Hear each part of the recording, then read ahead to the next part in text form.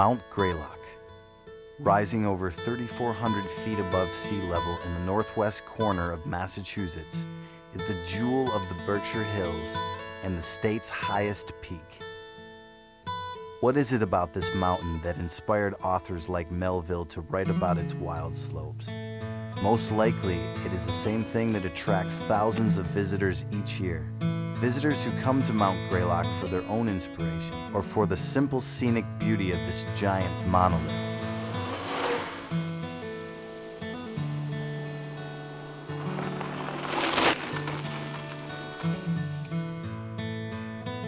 There's something for everybody on Greylock. Swimming, hiking, hunting, fishing, bird watching, and even soaring like a bird.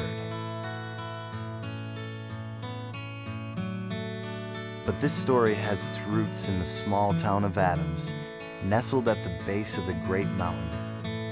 Once a quiet mill town, Adams was brought to life in the early 30s by the attraction of Mount Greylock's snow-covered slopes and a new sport sweeping the nation.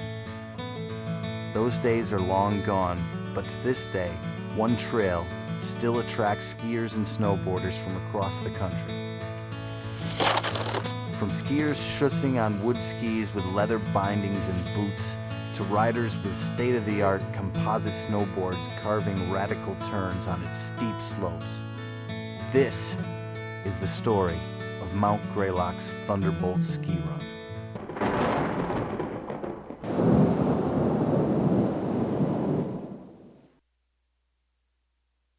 Adams, like most mill towns in the early 1900s, was a bustling center of commerce and industry. But mass speculation on Wall Street in the 1920s undermined the strength of the American economy. On Tuesday, October 29th, 1929, the stock market crashed. By the time the news hit the papers, it was too late. America had entered the Great Depression. The mills and factories laid off workers by the hundreds, and by March 1933, 13.5 million people were unemployed in the United States. To combat the effects of the rampant unemployment, President Roosevelt signed into law measures that would get young men back to work, and the Civilian Conservation Corps was created. Men between the ages of 18 and 25 enlisted by the thousands. Enlistees had to learn how to march together, how to sleep together, how to eat together, and especially how to work together in the forests, parks, and rangelands of this country. The 107th CCC Company was garrisoned on an open plateau in the mountains of Savoy, Massachusetts.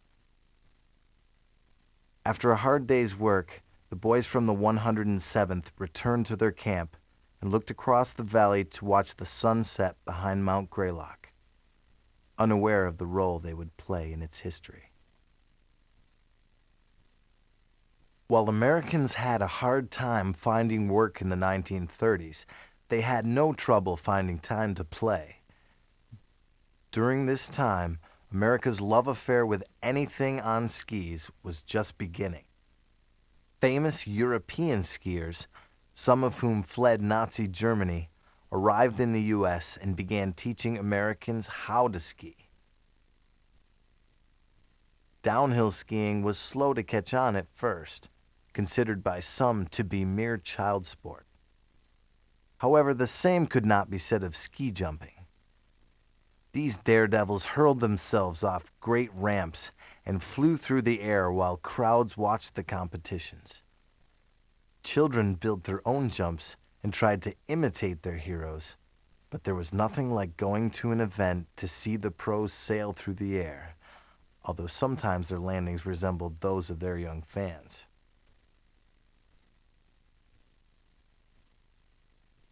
Other daredevils tried anything and everything on skis. Some were 50 years ahead of their time, others were not. Although these exploits seem foolhardy today, it was exactly this spirit of adventure that gave birth to to modern alpine skiing and snowboarding. Flying through the air on skis was not the real problem in the early 30s. It was simply learning how to turn them. In 1932, Charlie Parker was training for the upcoming ski season at the YMCA in Pittsfield when he met the newly hired physical director, Arthur Larkin. Parker and Larkin became instant friends, and within the year, the Mount Greylock Ski Club was formed. On March 4th, 1934, the club's members met at the Schultz Farm in Adams, and after a 2-hour ascent to the summit, they held the first downhill race on Mount Greylock, on the narrow and winding Cheshire Harbor Trail. There were no spectators, no glory, no trophies, just plenty of fun. Most importantly, the members of the club had a vision, and in the following year they took steps to enact it.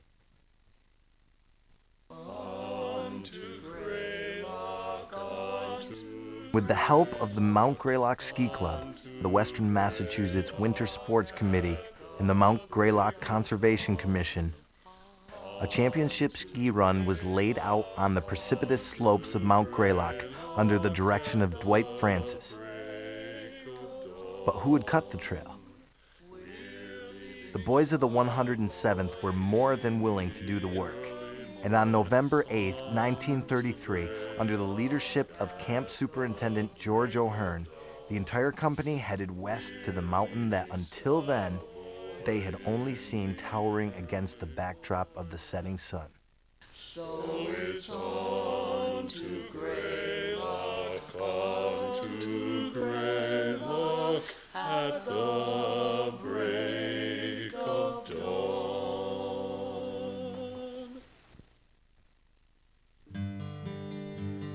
In August of 1934, the 107th began construction of a ski trail, the likes of which had never been seen in America. The part I remember is of walking up there in the summer after it had been completed, and all nice grass with water runoffs cut out along the sides of down the middle of the trail where it run the water off the edges, and it was beautiful. You put your hand out like this, standing straight up, and you'd hit the hill. Steep it was. And there were rocks and boulders, and you wonder how in the heck could you ever come down that thing, you know? I never knew when I seen a CC boy pulling a stump that big around out of the way and everything. I said, they must be crazy. They can't make a ski trail out of that. That's too steep. Before you know it, I was on it. In November, after 3 months of hard labor and 300 pounds of dynamite, the trail neared completion and the CCC boys earned a well-deserved rest. The same month, national downhill champion Joseph Duncan visited the trail and called it undoubtedly the most thrilling wooded run yet built in the country. Mount Greylock Ski Club president Orrin P. McCarty suggested the name Thunderbolt after a roller coaster at Revere Beach in Massachusetts. And with the approval of State Conservation Commissioner Samuel York, the new trail was officially named the Mount Greylock Thunderbolt Ski Run. 3 months after its completion, the Thunderbolt was prepared for its christening race. 5 ski clubs and 42 racers signed up for the first Massachusetts Downhill Championship. And on Saturday morning, February 16, 1935, the first skiers arrived in Adams to take some practice runs. But mild temperatures and rain the prior week made ski conditions treacherous at best. The 107th had been shoveling snow onto bare spots on the trail, but despite their best efforts, it looked like opening day on the Thunderbolt would be washed out. Traveling to Adams that day from Hanover, New Hampshire, the Dartmouth ski team led by head coach Otto Schneebs pulled over on the side of the road and said a prayer to St. Peter for cold and snow so that the race on Mount Greylock would go on. The next morning, the first snow train carrying anxious spectators and skiers headed towards the town of Adams. Whether divine intervention or just old-fashioned good luck, as the train pulled into the Adams station and the passengers unloaded, it had already been snowing for hours. The race was a go. Local farmers picked up the spectators in horse carriages and brought them to the foot of the mountain. Despite the weather, others had driven in, and by 11 o'clock, the Gould farm was full of cars and race fans. From there, 3,500 spectators had to walk up an open meadow to reach the lower slopes of the Thunderbolt, where they lined the trail in anticipation of this novel event. 2 hours later, at 1 o'clock in the afternoon, the first racer headed down the new trail. The new heavy blanket of snow on the course kept away many of the racers, reducing the field from 42 to only 18. But a race was a race, and one by one the skiers navigated the Thunderbolt's course to cross the finish line. Some spectators did whatever it took to catch a glimpse of the racers, but they all stretched their necks when the famous Dick Durrance raced by.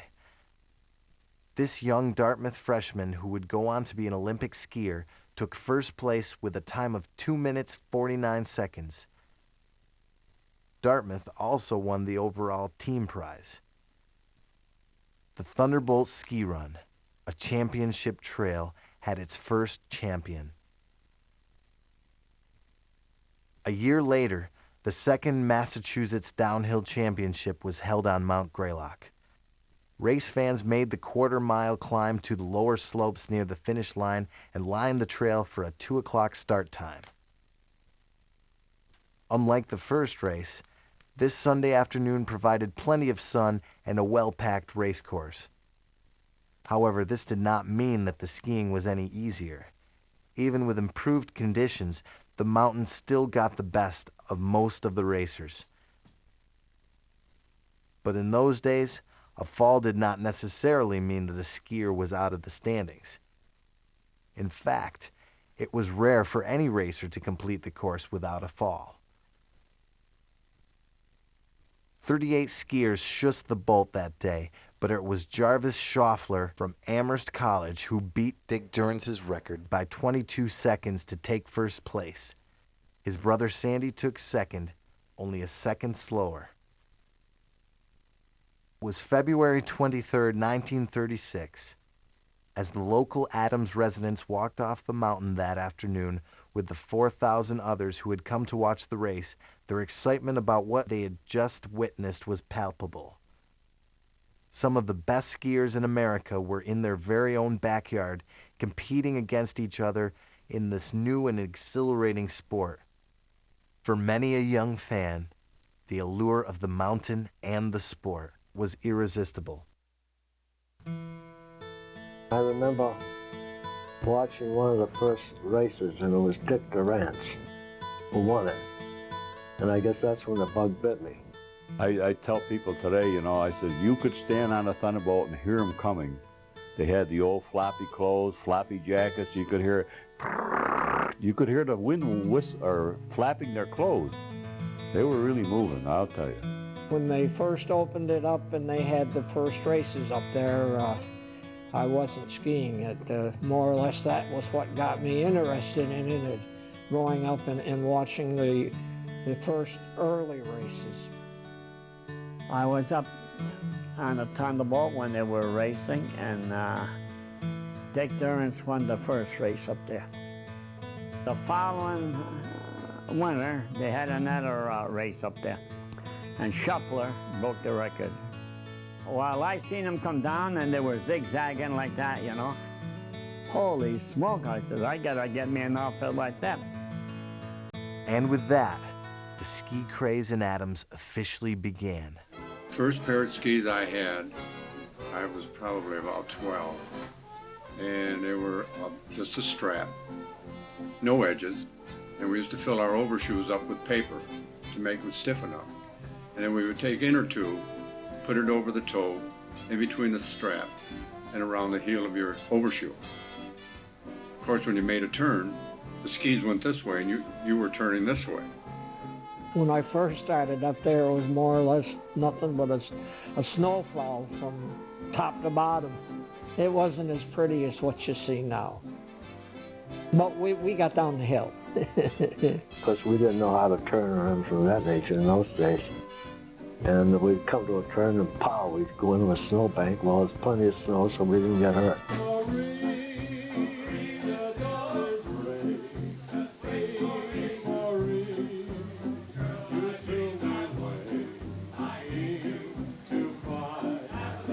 Oh, I can remember when I first started, the group of boys I grew up with, in the wintertime, to get a bad day or a snowfall, they'd play cards, and I didn't enjoy cards. So I took off and used to go up alone up to the mountain and meet guys like Bill and Jetty, and we would ski the mountain.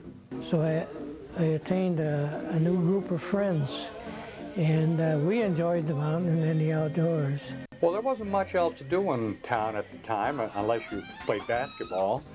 And Guerin's pool hall. Yeah, we'd go to the pool room. So, I mean, that was something that we had at least some outdoor activity. We more or less taught ourselves to ski.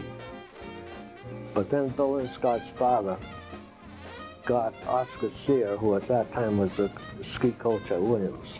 And he began to instruct us in the Alberg technique, and that's when I became a dedicated Alberger.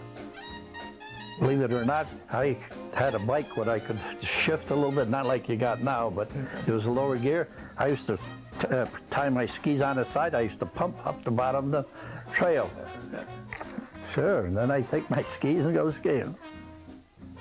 Skiers all over the Berkshires joined together to form ski clubs with elected presidents, coaches, and captains. In Adams, the Thunderbolt Ski Club was formed. Sporting a new club patch on their shoulder, members took advantage of the world-class Thunderbolt and used it to practice technique, often meeting on the trail after the work whistle blew. Equipment was improving, and one Thunderbolt Ski Club member began selling ski equipment in his downtown store.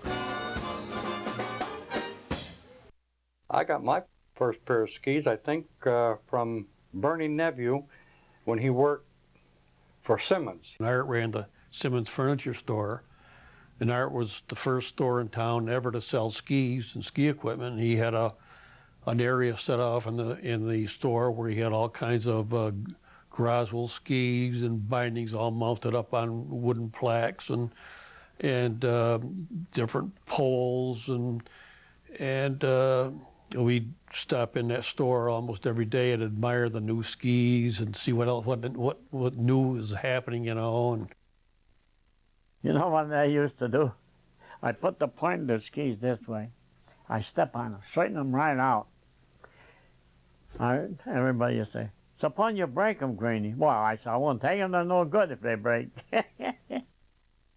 one of the more popular skis was the Groswell, and they sold for $22.50, and they were guaranteed for a year. And it always seemed to happen every spring. Those skis would get busted, and you'd have to go down and get a new pair.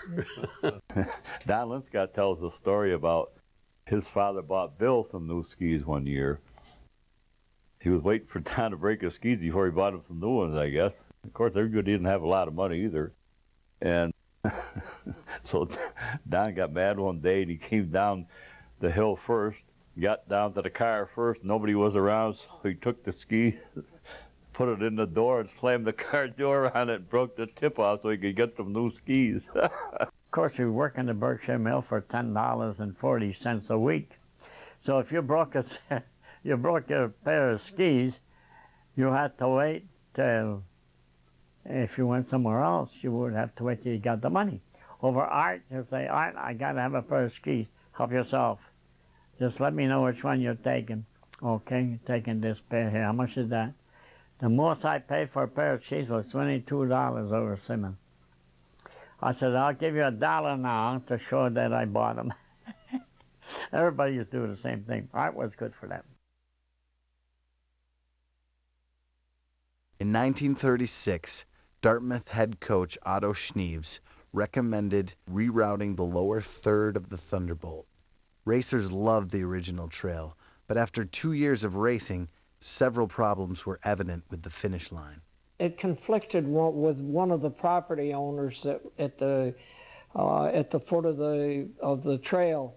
There was a couple of farmers there that were still farming, and to get there to witness races, they had to go across the property of these two farms, and I guess the people that owned the property were not too happy with a lot of people traipsing across their properties. The other thing was that it was a southern exposure of the old trail. It was facing completely south, and there might be good skiing on most of the trail until you got down there, and that would be where the lightest snow cover was because it was down the foot of the mountain, and with the sun beating on it, a lot of times it wasn't skiable. And that was the worst finishing line you could imagine. Oh yeah, you had to stop in the river. It was like a little pond. If you didn't stop, you weren't swimming. So our ski club, North Island Ski Club, and Pittsfield Ski Club, we made a drive. We raised $3,500. We bought Teal's farm for $3,500, and we give it to him, the old man, and he had a right to stay there the rest of his days. Once purchased by the local ski clubs and deeded to the state, the CCC was once again called in to cut the new finish. So then they cut the trail, but to be a Class A trail, they had to increase its length. Class A trail had to be at least 2,000 feet of vertical drop. And it had to have 3 conditions back then. It had to have a long traverse, where waxing was important.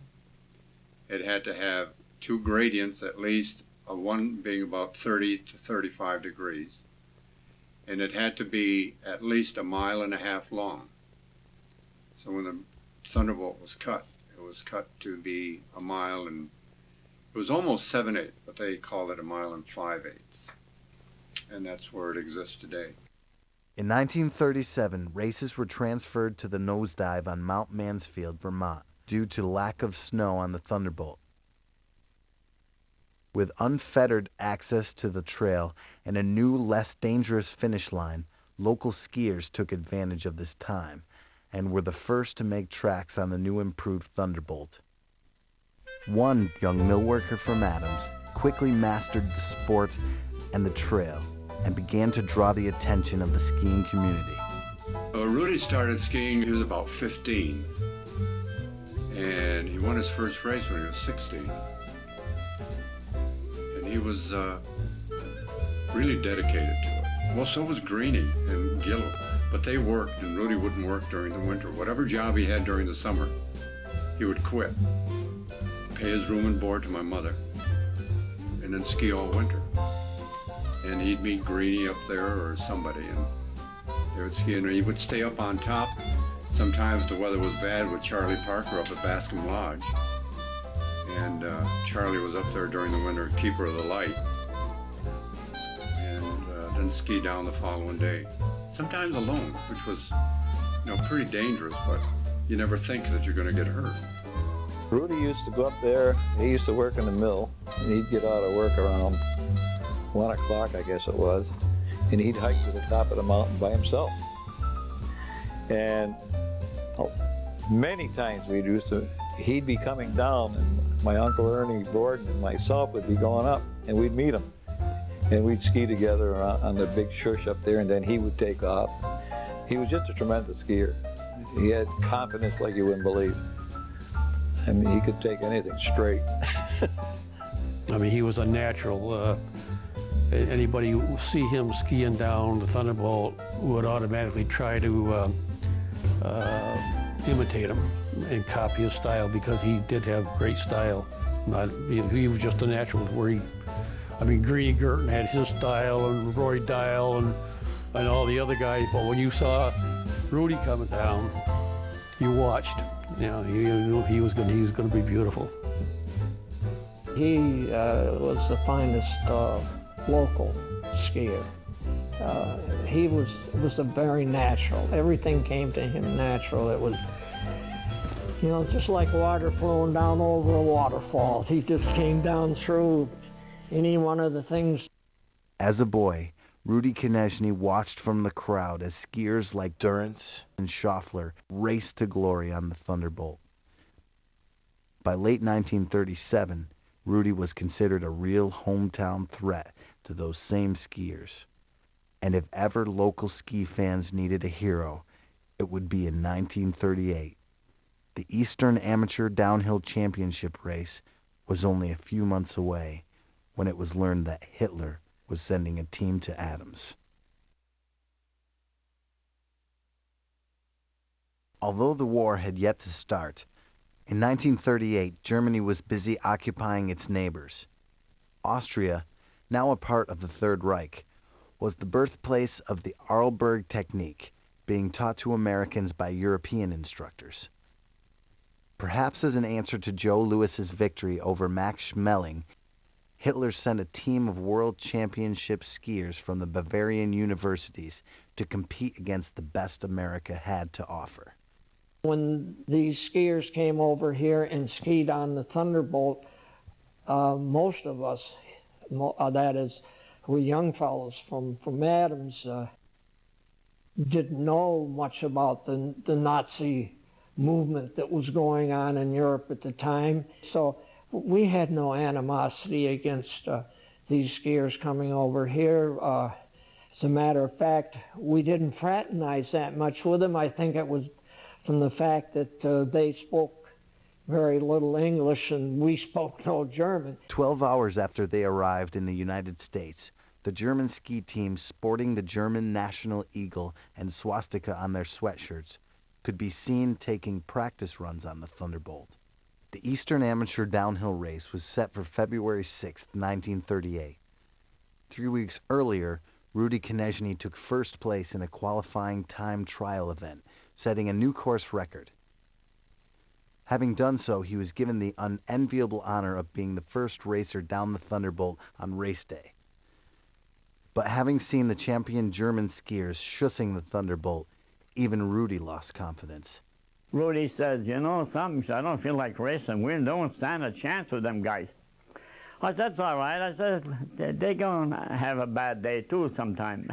Greeny Guertin's reassurance helped Rudy focus on the race, but Rudy fell during his run and lost valuable time. Conversely, the Germans skied aggressively and without fault. When it was all over, the day belonged to the German skiers. In a blistering run, Fritz Demmel took first place, setting a new course record of 2 minutes and 25 seconds. The next time American and German skiers would meet, the circumstances would be much different. While Rudy was making his name known in elite skiing circles, the daring exploits of another local skier from Adams began to turn heads. Greeny stopped at my house one day, and he asked my mother if he could take me up the Thunderbolt. And so we took my skis and we rode up and walked up. And I guess we walked as far as the big chute up to the top. And Greeny, we skied down the Thunderbolt. I skied down between Greeny's legs, and he held me under the arms, just light, until I got in trouble. You know, if I started to teeter or fall, he'd just pick me up till I got straightened out, and then he'd put me down again. But that's how good he was. He could ski down a Thunderbolt with a kid between his skis, you know. This guy, he was good. Greeny was good.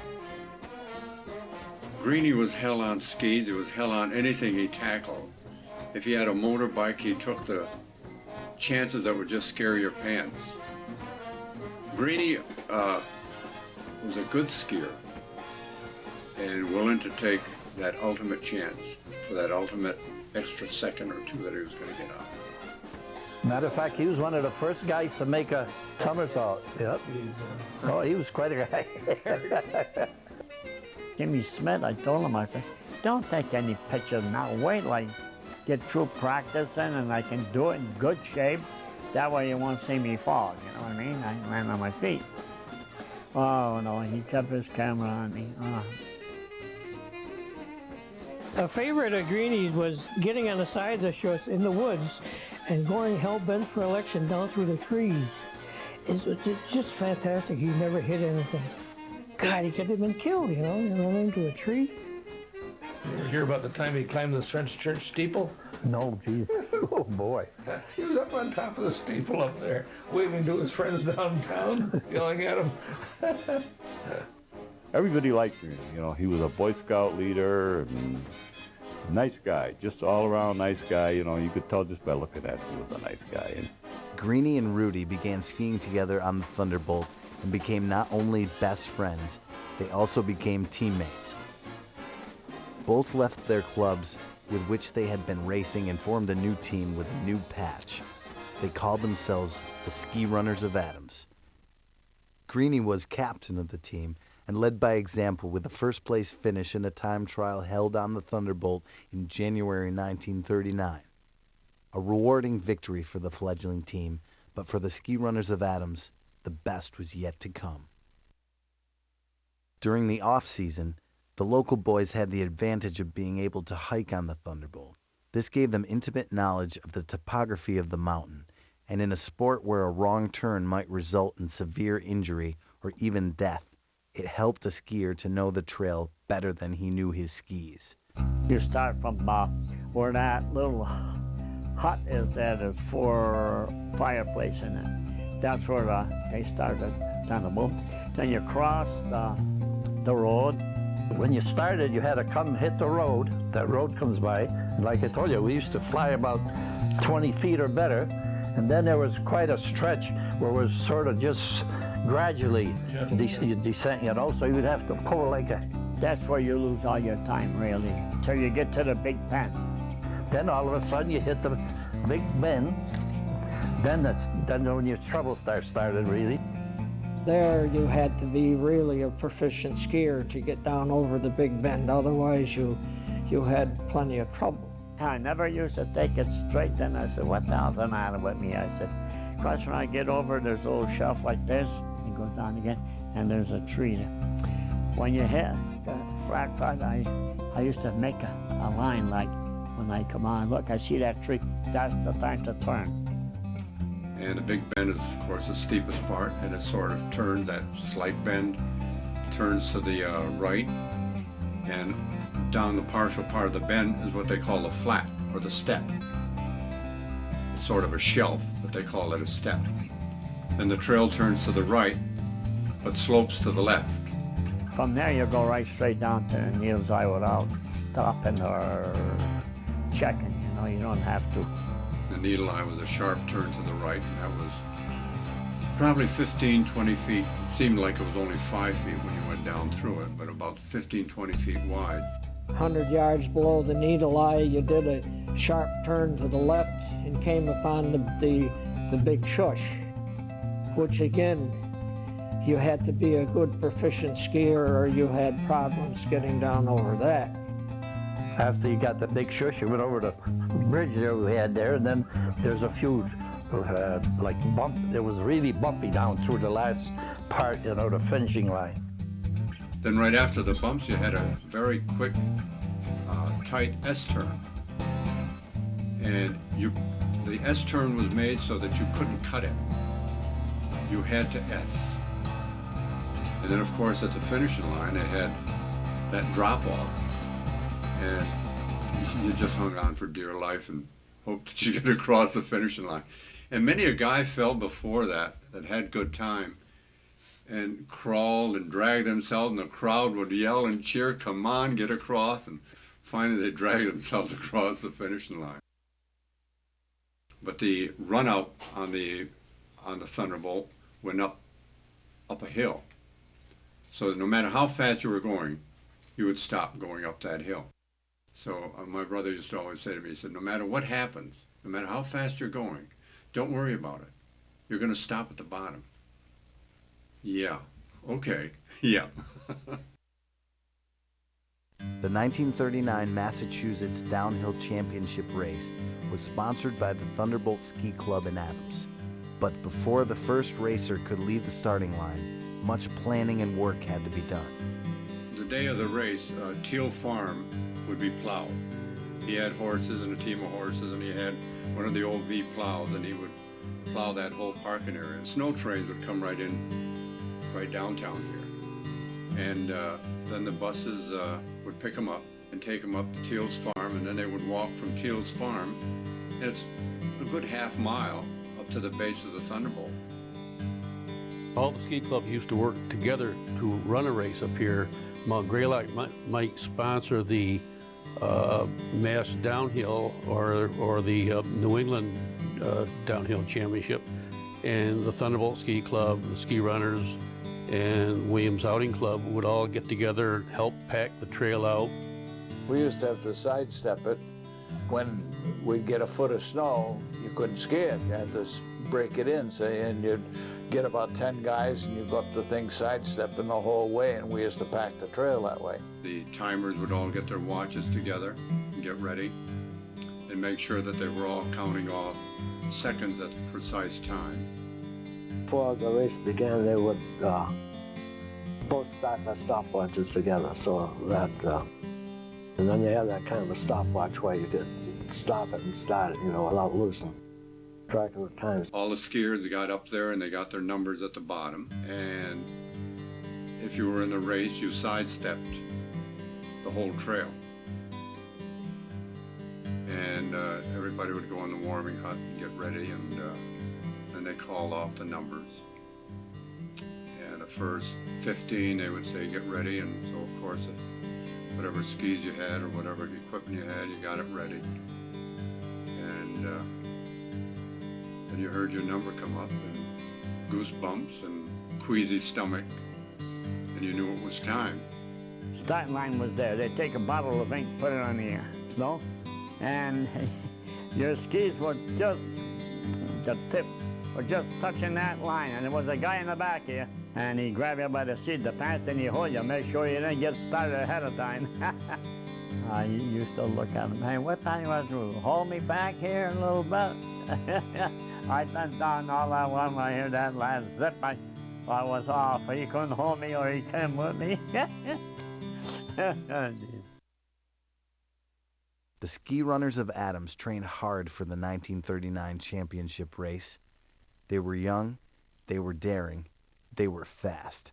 And on the eve of the race, their goal was to beat Dartmouth.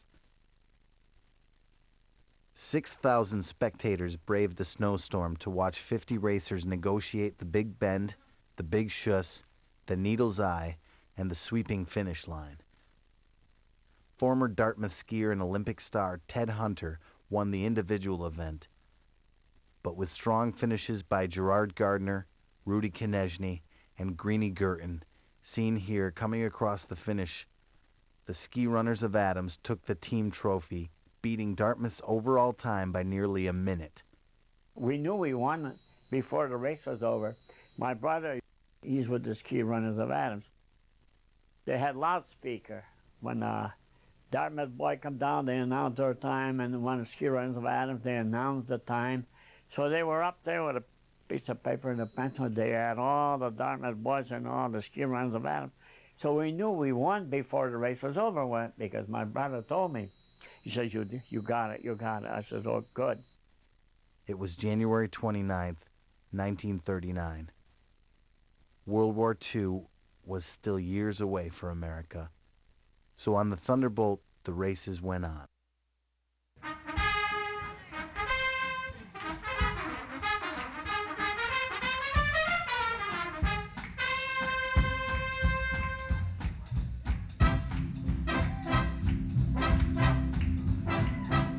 He was a famous trumpet man from out Chicago way. He had a boogie style that no one else could play. He was the top man at his craft. But then his number came up and he was gone with the draft. He's in the army now, a blowing reveille. He's the boogie-woogie bugle boy of Company B. They made him blow a bugle for his Uncle Sam. It really brought him down because he could not jam. The captain seemed to understand, because the next thing the cap went out and drafted a band. And now the company jumps when he plays reveille. He's the boogie-woogie bugle boy of Company B. A toot, a toot, a tooty-out-a-toot, he blows at 8 to the bar. In boogie rhythm, he can't blow a note unless a bass and guitar are played with him. company jump when he plays reveille. He's the boogie-woogie bugle boy of Company B. He was so boogie-woogie bugle boy of Company B. And when he plays boogie-woogie bugle, he's as busy as a busy bee. And when he plays, he makes the company jump A to the bar. He's the boogie-woogie bugle boy of Company B. Juliana, toot-toot, he blows at 8 to the bar. He ain't blowing out unless the bass and guitar playing with him. And the company jumps when he plays reveille. He's the boogie-woogie bugle boy of Company B.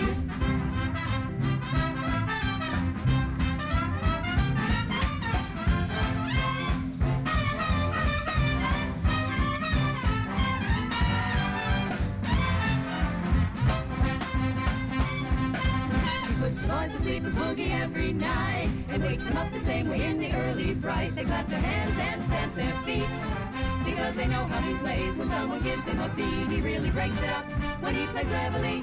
He's the boogie-woogie bugle boy of Company B. Da-da-da-da-da-da-dum, da-da-da-da-da-dum, da-da-da-da-da-dum, da-da-da-da-da. And the company jumps when he plays reveille. He's the boogie-woogie bugle boy of Company B.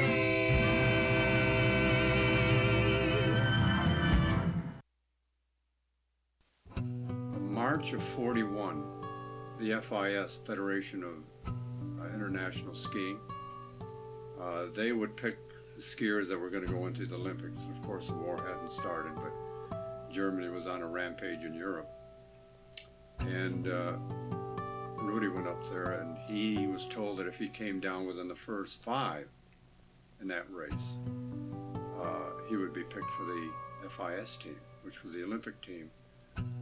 March 3rd, 1941, Rudy broke his leg.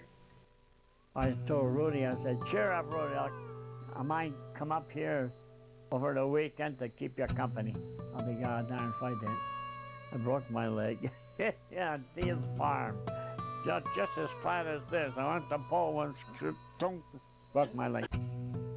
And they were both on crutches. And I snickered when I saw my crutch. You'll be surprised how easy you can break a leg. That took care of the skiing for that year, and then of course the war broke out in December of '41, so that took the skiing and just plopped it right there. Rudy and Greeny would have to sit out the 1942 Massachusetts Downhill Championship race. But for another young Adams boy, it would be a day of glory. I still don't remember how I got down through that needle's eye. I know I was going fast as hell, and I made a big Christie to slow my speed up, and then I made another one, and then I was headed right straight across the needle eye.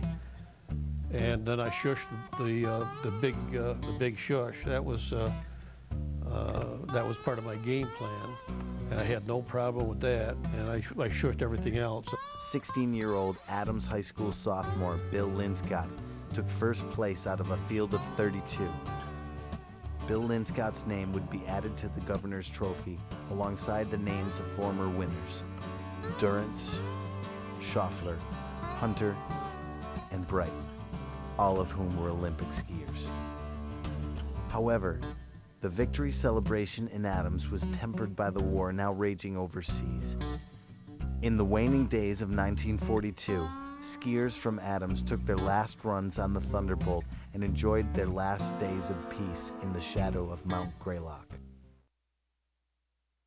By 1943, World War II was well underway, and America had no choice but to enter. Americans answered the call of duty, and soon draftees and enlistees found themselves serving all over the world in all branches of the military. Influenced by the sport that had swept the nation in the previous decade, a new and radical type of fighting division was formed in Pando, Colorado. For dozens of young skiers from Berkshire County, once again the allure was irresistible. They were off to Camp Hale. Camp Hale, high in the Colorado Rockies. Here the United States Army has its great mountain training center. Here, surrounded by the awe-inspiring grandeur of towering snow-clad peaks, our mountain divisions are being trained for the vital role they will play in the destruction of the Axis. And what men they are, everyone a volunteer. Many are world-famous skiers and mountain climbers. Many are amateurs, and many are greenhorns. Men from the ski slopes of New England, and men from the high Sierras of California. Men from Norway, and men from Denmark. Yes, and men from Germany and Italy. These are the United States Mountain Troops. The 10th was an all-volunteer division, and soldiers needed 3 letters of recommendation just to get in. So with letters in hand, the ranks of the 10th were soon filled with skiers from the Berkshires. At times, the 10th resembled a ski club more than a military unit. But when it came time to train, the men of the 10th were dedicated students. They had what they called MTG, a Mountain Training Group, and they had all these great skiers, the real top-notch skiers in that group, and the top-notch mountain climbers. And I went to mountain climbing school for 3 months. I ate like a pig because I figured every meal was my last meal. Some ski training and equipment was new to the boys from Adams, but other training was all too familiar, if not mundane. The guy that was teaching our class asked me how to do the snowplow, to show him how to do the snowplow, and then leave him alone for an hour, and he'd teach the rest of the class how to do the snowplow, then come back and show him how to do a snowplow turn. And that's the day I got caught. I went out, I got onto the lift, and I went to the top of the mountain. I was skiing down, and I heard this guy coming down behind me, and I pulled over and stopped, and I didn't know who this guy was. He had this parka over his cap, so I couldn't see any insignia. But I figured he had to be some kind of an officer. And he stopped me and he said, where are you supposed to be, soldier? And I said, I'm supposed to be down there in that class, sir. He said, how come you're not down there? I said, well, I think I know a little bit more about skiing and what these guys are doing. And so I thought I'd just take a ride. And I ended up on KP for the next 2 days. After 2 years at Camp Hale, the 10th was called into action to do a job that only a mountain unit could do. German mountain troopers were deeply entrenched in the mountains of Italy. 3 attempts by regular infantry troops to evict them proved unsuccessful. A mountain trooper has to be much tougher. He has to take things and smile. We were used for rough life. When you go up in the rocks, they are not soft, they're hard rocks. The 10th arrived in Italy in 1944 to face off against their German counterparts. The last time some of these skiers faced each other, they were shushing wildly down the Thunderbolt. This time, the rules were different. There were none.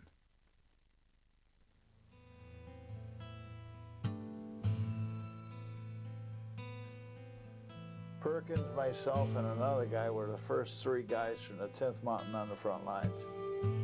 And we were medics at the time.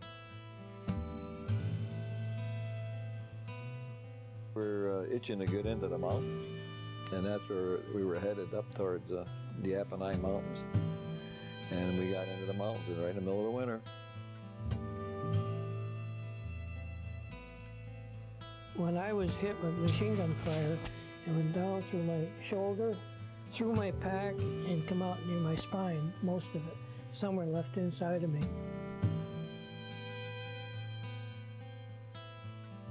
The 10th Mountain Division's motto was, get to the top and stay up there. Get to the top of the mountain and don't come down, stay up there. Like the men of the 10th, the German mountain troopers were men who had grown up in the shadow of their own Alps. They loved to ski and climb, and they too went to special mountain warfare schools. They were not the run-of-the-mill Nazis. They were just mountain men like we were.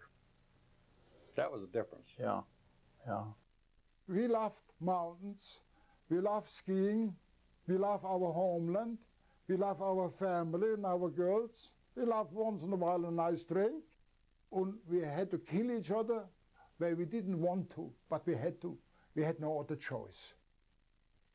Despite the mutual respect and chivalry, it was with limitless courage and abundant skill that the 10th Mountain Division decimated the German mountain troops in the mountains of Italy.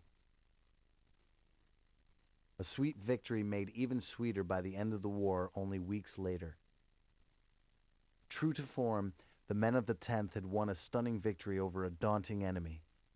But for the people of Adams and her returning veterans, the victory was not cheap. One hometown hero would not return to the slopes of his beloved Greylock.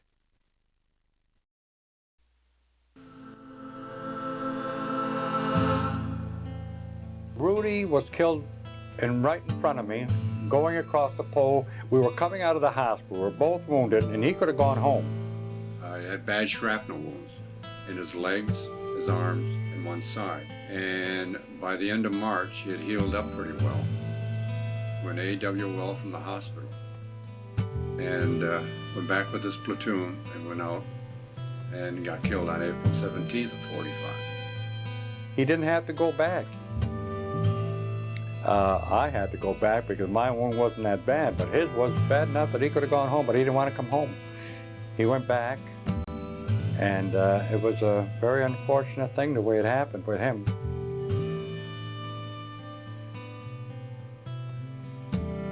I have often said that it was too bad that he became a casualty of the war, because I felt that he could have been an Olympic skier. I think he was that fine, that he was that proficient skier, that he really could have skied in the Olympics at that particular time.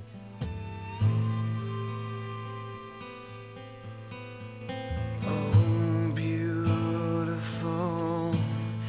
for spacious skies, for amber waves of grain, for purple mountain majesties above the fruited plain. America, America, God shed his grace on thee.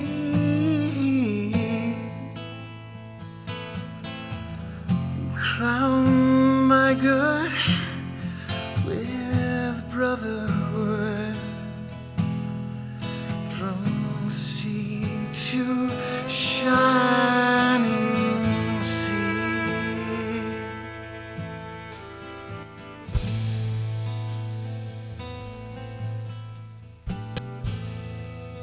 Americans came home from the war, changed, but they went back to work.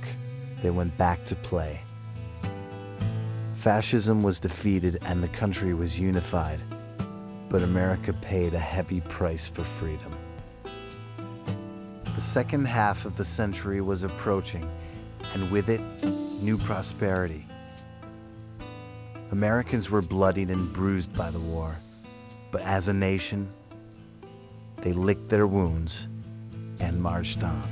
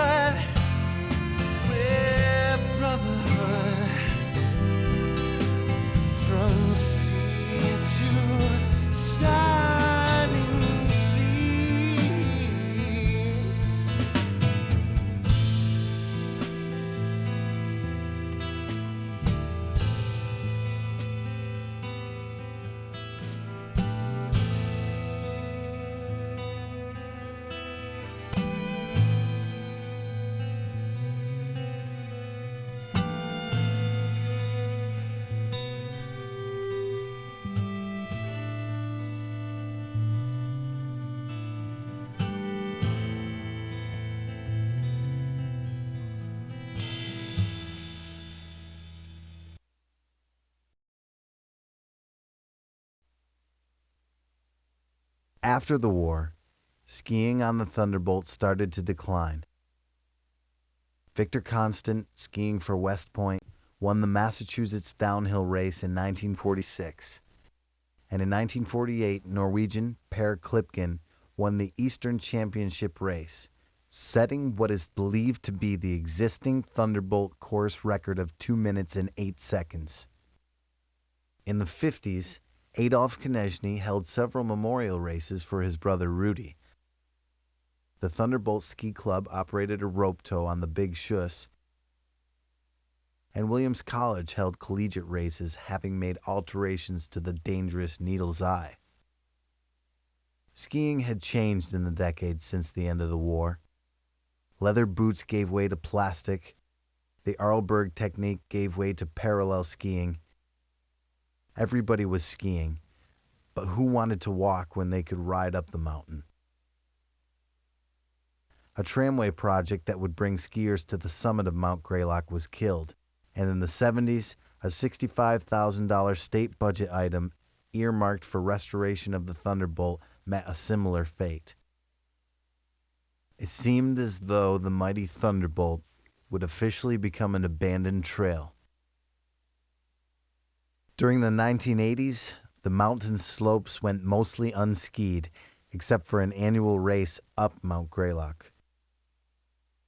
An occasional skier attempted to ski the Thunderbolt, but the trail had grown in over the years, and skiing was difficult. Towards the end of the decade, American individualism was at an all-time high, and for skiers and the new snowboarders, the backcountry skiing offered an escape from the crowds and exorbitant lift ticket prices found at ski areas. Small groups and individuals began to cut the thick underbrush and vegetation from Mount Greylock's most famous trail, and by the early 1990s, the Thunderbolt Ski Run was being skied regularly and soon became known as a backcountry classic. Today, the grace and majestic beauty of Mount Greylock attracts visitors from all over New England year-round.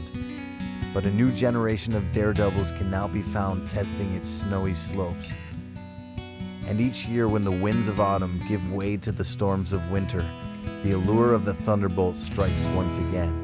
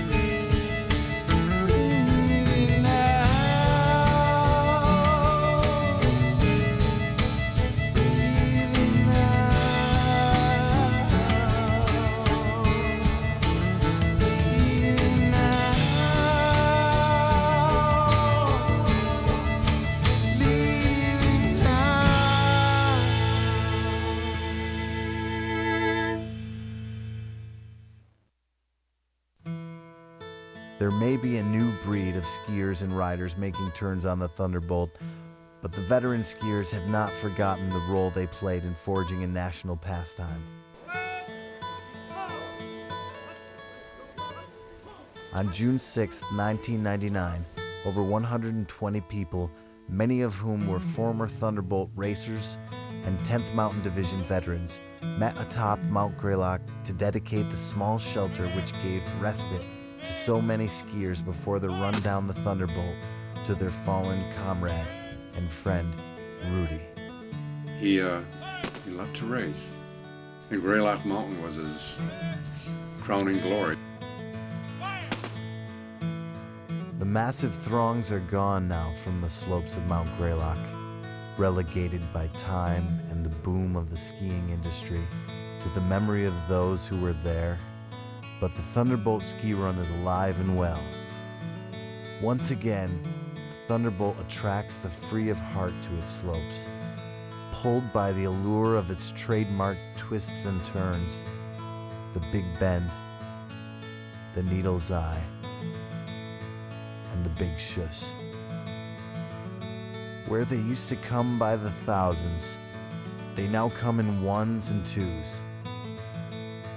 Each skier who makes the 2-hour hike up the mountain just for a single rundown harkens back to a simpler time when the skiers went by names like Durrance, Schaffler, Guertin, Linscott, Konieczny. Mount Greylock has a way of eliciting the spirits of those who came before. And to ski the Thunderbolt is to ski with these champions. With roots firmly planted in the past, while at the same time stretching into the future, the Thunderbolt Ski Run is truly a timeless trail. Whether pictured in grainy black and white or vivid color, those who run the Thunderbolt comprise one soul. They are pioneers today, as they were 65 years ago.